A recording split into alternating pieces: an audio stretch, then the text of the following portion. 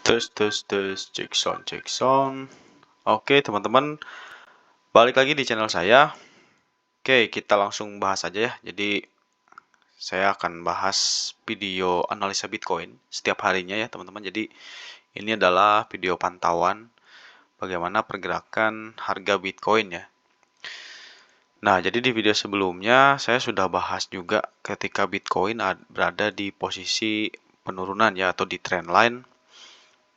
Nah, jadi ketika trendline ini ada beberapa potensi ya untuk Bitcoin, terutama ketika kemarin saya bahas itu sebelum Idul Fitri ya, sebelum April.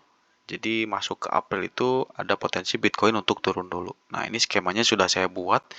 Jadi garis-garis ini ya, oret-oretan ini sebetulnya adalah prediksi berdasarkan indikator-indikator.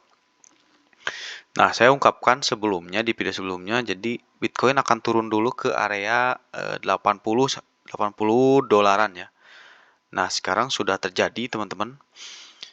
Jadi saya juga di sini kan sebelumnya memprediksikan dia ada dua situasi nih, ada dua skema. Jadi yang satu itu dia turun terus sampai paling dasarnya di sekitar 73 ribuan, atau skema kedua dia turun ke sekitar 80 karena di sini ada support terkuat dan dia memantul ya. Nah, memang saya lihat skema kedua lah yang mendekati karena memang di indikator stokastik RSI sudah menunjukkan bahwa harga akan ke arah situ. Nah, sekarang sudah lumayan berjalan, teman-teman. Sudah lumayan terbukti di sini dia sempat turun nih untuk Bitcoin. Nah, di sini dia sempat turun ke harga sekitar berapa nih? 81.000 ya. Di 81.000 di sini ternyata pas ada pemantulan. Ada mantul, dia sekarang ke atas ke harga 83.000 lagi. Nah, tantangannya hanya dia harus breakout, teman-teman. Dia harus breakout terhadap garis biru ini nih. Artinya dia harus bisa melewati 83.000. Syukur-syukur kalau misalkan dia langsung bisa ke 84.000. Nah, itu mungkin dia akan breakout ya ke sini. Nah, dia mungkin nanti akan retest dulu dan naik sesuai pola-pola sebelumnya. Gitu, teman-teman, untuk analisa Bitcoin ya. Jadi, kalau saya lihat prediksi ke depannya gitu ya, berdasarkan pola hari ini, tentu saja Bitcoin akan masih naik nih. Terlihat dari indikator stokastik RSI yang saya miliki gitu.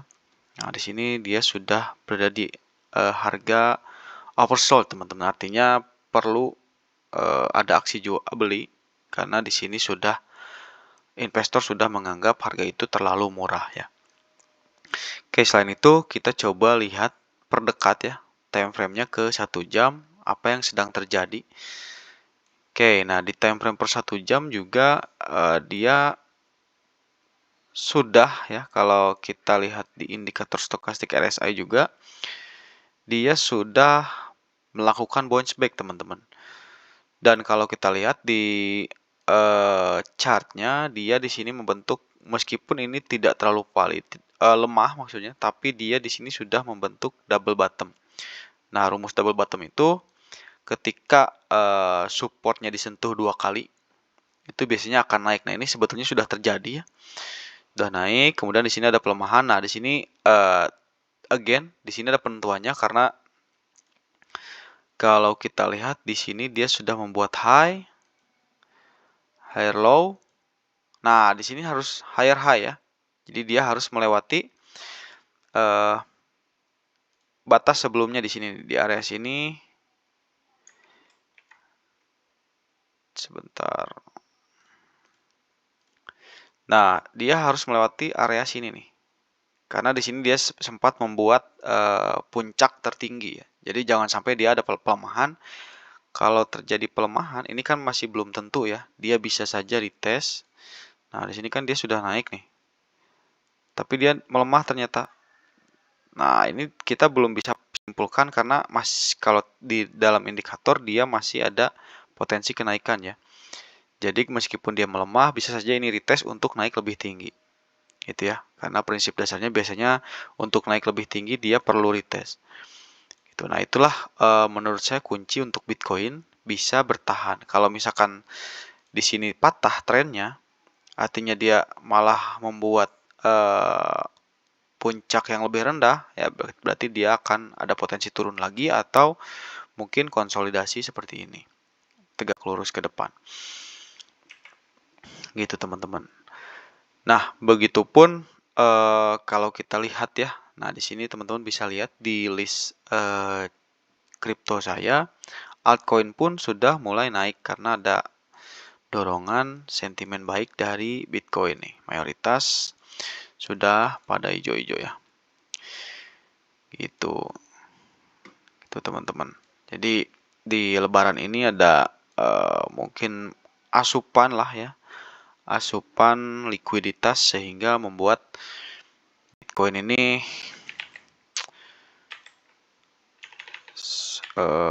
naik gitu.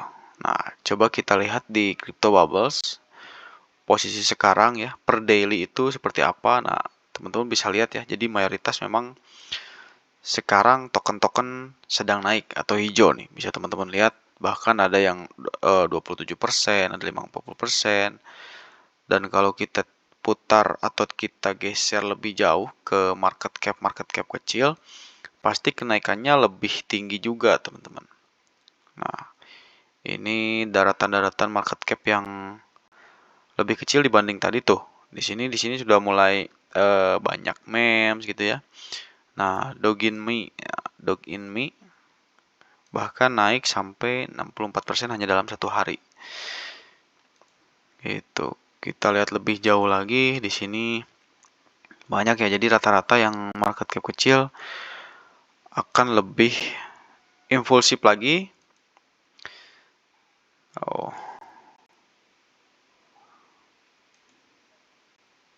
Cuman ya tetap disarankan kalau misalkan kita berinvestasi itu makin market cap-nya kecil, makin beresiko karena fluktuasi atau volatilitas harganya lebih tinggi juga, teman-teman. Jadi itu juga harus tetap diperhatikan sama teman-teman ya.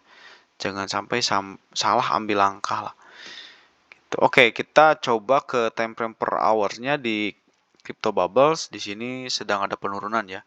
Karena ini terlihat juga di ini per hours tuh ada penurunan, tapi harus kita ingat indikatornya masih berbicara bahwa dia akan naik gitu. Nah, ini makanya ada potensi mungkin dia retest saja turun untuk naik lebih tinggi.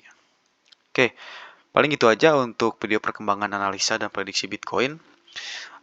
Saya akan posting setiap hari mungkin untuk memantau ya arah harga Bitcoin akan kemana.